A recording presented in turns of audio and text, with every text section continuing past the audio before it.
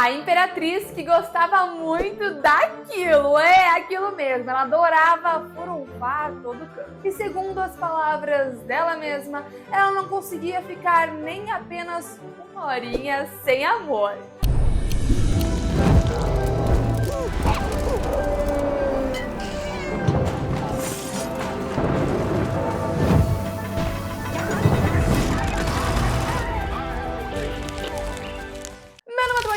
Você está no canal Loucuras da História, o canal no qual você vai encontrar muita fofoca do jeito e hoje não será diferente. Iremos falar dessa imperatriz que deu o que falar na Rússia. Ela transformou a Rússia? Sim. Modernizou a Rússia? Sim. Mas o que a gente vai falar aqui é dos dotes sexuais dela. Que demais! Antes de eu começar esse conteúdo, que eu já fiz um vidinho curto pra vocês, que vocês amaram. Deixa eu mostrar essa roupinha. Olha que linda. Minha sogra que fez, gente. Ela faz minhas roupas todas. Ela arrasa, né? Eu amei essa roupinha aqui. Eu achei bem princesinha, sabe? Moderna. Achei. Já que eu vou falar de uma imperatriz, nada melhor do que usar essa roupinha. Frederica Sofia fazia parte da Prússia, da parte nobre da Prússia. Ai, Tawane, ela era filha de rei, algo assim? Não, ela fazia parte ali de um ducado, ali, um condado pequeno e até meio que decadente para aquela época. Mas ela teve uma sorte. Ela teve uma sorte da tia de um futuro czar russo a conhecesse. Ela achou que, por ela ser prussiana e pelo ducado que ela tinha ali, né, por não ser tão influente assim na Prússia, o futuro czar Pedro III iria controlá-la melhor.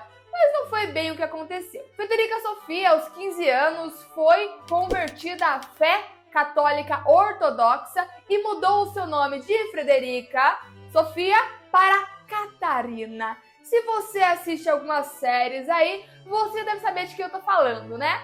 Mas quem ainda não sabe, vamos continuar. Ela mudou o nome para Catarina. Lembrando, ela não sabia falar russo, ok? Quando ela se casou com Pedro III, já de início eles não se bicavam. Não teve ali aquela química que a gente espera ter. E era muito comum não se ter química em casamentos. Mas o que não era muito comum era eles ficarem 8 anos sem, sabe? Sem consumar o casamento. Eles dormiam ali, separados também, e eles não conseguiam ter, né? O que se fala hoje é que o próprio Pedro seria impotente e conseguindo assim não dar continuidade à dinastia ali com Catarina. E ela vendo que ela e o marido não se bicavam, que ele era impotente, ela decidiu, bom, ele ainda não era czar, tá? Ela decidiu que ela precisava lutar a favor do trono. E sendo assim, ela começou a estudar a cultura russa, começou a aprender o idioma russo. Segundo ela sabia que os russos não aceitariam uma imperatriz que não fosse ou parecesse russa. E ela começou, nesses 8 anos, a estudar cada vez mais. Foi quando, com 23 anos, ela descobriu os prazeres da carne, meu amor. Tava 8 anos casada, não tinha, né, consumado o casamento. E com 23 anos ela descobriu os prazeres da carne. E foi aí que ela se apaixonou. Ai, Tawane, ela se apaixonou pelo homem que ela teve alguma relação? Não, o nome dele era Sergei Vitkov, se eu não me engano, é Saltykov. Tem que ler ali porque é russo, né, e meu russo assim um pouquinho puxado. Mas ela não se apaixonou por ele não, ela se apaixonou pela questão ali. Foi ali que ela começou a ver que, eu gosto desse negócio aqui, hein? E ela começou a ter vários amantes, uma coisa que era muito comum na corte russa, tá? Então não é, depravado e tudo mais. Não, era bem comum, tanto homem quanto mulheres, terem os seus amantes. Isso era comum. E ela começou ali a ter os seus amantes. Foi quando o seu marido, o Pedro III, ele ascendeu ao trono como czar. E ela parou pra pensar assim, menina, esse homem vai me tirar daqui como esposa e vai casar com outra. Eu não vou deixar isso acontecer, não. Não vai acontecer nem por cima do meu cadáver. Foi assim que aconteceu um golpe de estado. Antes de continuar, eu vi que você não curtiu o vídeo aqui ainda. Que desaforo é esse? Ah, pelo amor de Deus, curte aí pra mais conteúdo pra você, vai? Ela tinha um amante chamado Grigori Orlov e ele a ajudou nesse golpe de estado. O marido dela foi preso. Grigori Orlov, o amante de Catarina, prendeu o czar Pedro III. Ele foi preso por algumas acusações, que obviamente não eram verdade, era um golpe de Estado, e ela se assumiu, se declarou como imperatriz soberana da Rússia. E a galera aceitou isso, tá? A igreja aceitou, o povo aceitou. Eu acho que ela fez um bom estudo ali daquele negócio todo, né? Logo depois, o marido dela faleceu, ou foi em situações curiosas, não se sabe, misteriosas. Não se sabe como ele se foi, mas a questão é que ele se foi. E ela se consolidou como imperatriz da Rússia. Logo após a morte de seu marido, ela poderia casar novamente, não é? Poderia, uma coisa muito comum de se acontecer. Só que ela pensou, se eu casar, vou perder meu poder. Quero perder meu poder? Não quero perder meu poder. Então eu não vou casar. Mas eu vou fazer uma coisa muito interessante. Eu gosto de fazer os negócios. Eu não consigo ficar uma horinha sem amor, foi o que ela escreveu no diário dela. Então eu vou usar as minhas relações com os meus amantes de forma inteligente. Eu vou usar isso para proteger o meu império e para conseguir ali ter maior apoio de todos. Ela se relacionava muito com generais, com soldados, com pessoas influentes ali da corte. E ela se apaixonou por um dos seus amantes, chamado Grigori também. Só que o sobrenome dele é um pouco diferente. Eu vou dar uma lida aqui, porque... Li aqui. O nome dele é Grigori Pinionkin. Se é que fala assim, não sei, meu amor. Não, aqui eu não entrego dicção de idioma, não. Eu entrego o nome, tá bom? Ô mulher louca, eu falo, mas é de amor, demorou, lá, ô me chama. E ela se apaixonou por ele e ele virou um dos amantes principais, favoritos. O Grigori, eles tiveram uma relação muito forte por 2 anos. Eles se diziam como almas gêmeas. Novamente, ela tinha outros amantes, mas esse era o que ela gostava muito. E ele ganhou uma força grande ali no governo dela, né? Dizem até que ele teve todo o poder de um czar. A única coisa que ele não teve foi o nome. Então, ele foi uma pessoa muito influente ali no governo de Catarina. E foi quando eles começaram a não se bater tanto, mas não se bater como relação. Eles continuaram sendo amigos, mas não tinha mais aquela química, aquele fogo depois de 2 anos. E aí ele continuou sendo amigo dela, mas ela começou ali ter ele com uma outra função. Além de conselheiro, ele passou a escolher os novos amantes dela. Ai, olha que... Ai, gente, é muito engraçado isso. É porque ela tinha um negócio de amantes favoritos. E os favoritos era uma profissão. Ser um favorito era uma profissão, no qual esse amante recebia salário, recebia presentes, recebia muita coisa. E caso Catarina enjoasse desse homem, ele recebia até rescisão, meu amor. Ele recebia terras, rublos, recebia autoridade, nomes, enfim, o cara ficava, ó, filé. Então era um trabalho até que bom ali pra Dona Catarina, viu? Então como que funcionava essa escolha do favorito?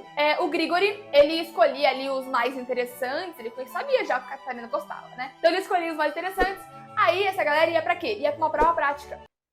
Eles iam pra uma prova prática, uma condessa, chamada Condessa Bruce, que é o nome dela, ela testava a capacidade masculina desses homens. Porque ser uma menina meio abusada. E ela fazia um relatório para a Dona Catarina e enviava ali, tanto com as análises de Grigori, quanto com as de Condessa Bruce, e ela escolhia. De acordo com esse aqui, eu acho que... não, esse não passou, não gostei. Esse aqui, deixa eu ver... avançado, tá. Ele falou que tinha no avançado, mas aí a Condessa Bruce viu e viu que não era mentiroso.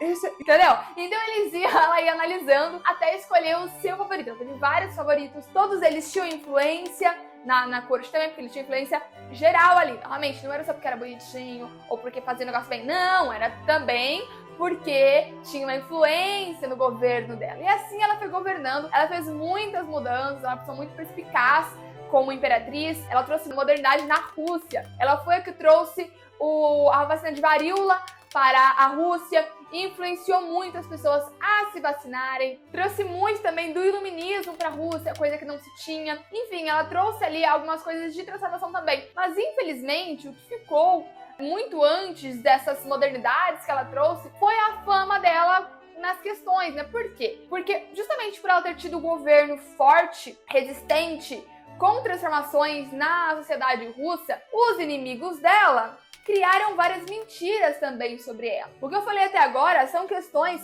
que realmente aconteceram e que se tem comprovação. Mas muita gente falava sobre o quão ela se deixava levar pelos outros. Até a morte dela foi questionada por inimigos, dizendo, ela teve um derrame, né? Mas diziam que ela faleceu porque ela teve relações com um cavalo e por isso acabou caindo e foi esmagada, enfim. Mentira, isso não aconteceu.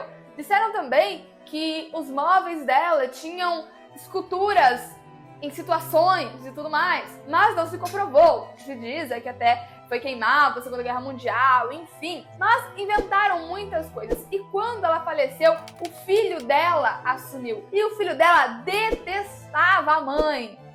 O filho dela detestava a mãe, dizia até que o filho dela poderia ser filho do primeiro cara que ela teve relação, ser gay lá, mas não se sabe, né? Não se tem comprovação, não tem DNA naquela época, né? Mas ele odiava a mãe, detestava a mãe, o que ajudou muito com que as coisas ruins sobre Catarina avançassem cada vez mais. Hoje em dia nós temos uma série que tá em algum lugar aqui e tá na descrição também, caso vocês queiram assistir. Lembrando, toda série histórica é um problema, gente, porque toda série histórica traz uma questão de verdade, mas é baseado em fatos históricos. Então pode ser que tenha coisa que foi mais dramatizada. Então nunca na sua vida pegue uma série ou um filme histórico e leve a ferro e fogo. Mas é interessante para você complementar aquele estudo e saber mais, até como um entretenimento histórico mesmo. Catarina foi uma mulher independente sexualmente e que governou segundo as regras daquele local. Ela foi estratégica, ela curtiu a vida e foi ali, fez tudo que sempre quis, né? Foi imperatriz, governou, curtiu a vida e foi mara pra ela. E até pra Rússia também um pouquinho. Agora eu quero saber de você. A dona Catarina tá certa de ter feito aquilo com o marido e governado do jeito que governou?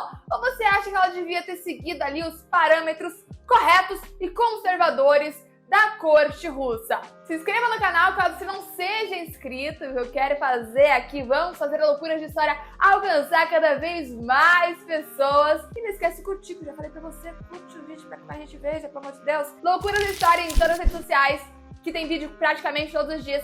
E no podcast também, tô buscando aí chegar no top 10. Bom, te espero no próximo vídeo e boas loucuras pra você!